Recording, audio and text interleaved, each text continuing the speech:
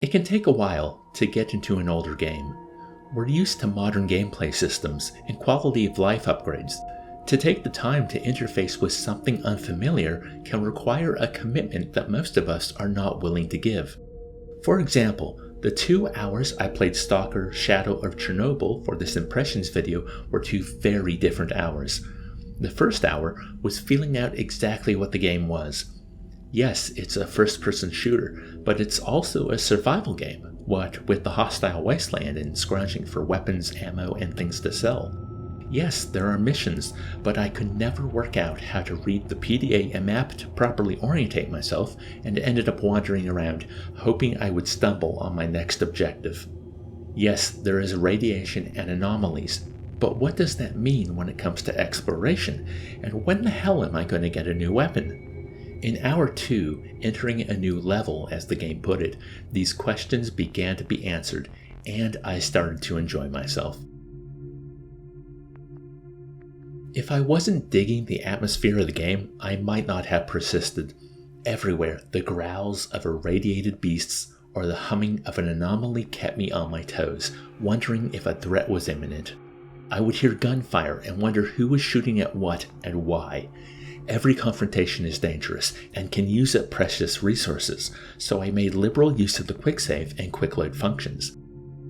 Fighting bandits is a good way to top up on health and ammo, but only if you can get the drop on them. Oh, and in a strange turn, I found aiming down the sights was far less accurate than aiming with the on-screen reticle. It made taking on larger groups of bandits more manageable, as I no longer felt like I was sacrificing my spatial awareness in order to pop off a few shots, not knowing if they had hit their intended target or not.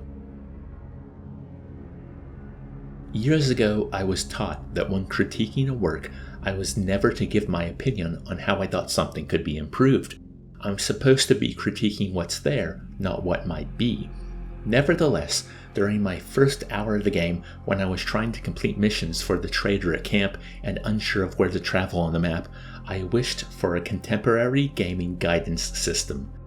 Later on, the idea of becoming lost and looking for alternate passage added to the allure of S.T.A.L.K.E.R as a whole.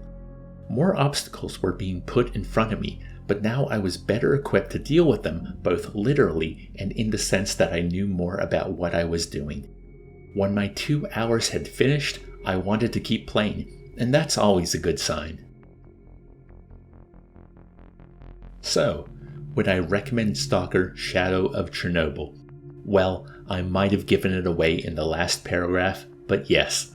It's a little archaic, a little janky, but I think if you're willing to put a couple hours into it like I did, you'll see what makes the game special. Plus, this is the only instance where being called a stalker is considered a good thing, and we should take that opportunity for all it's worth.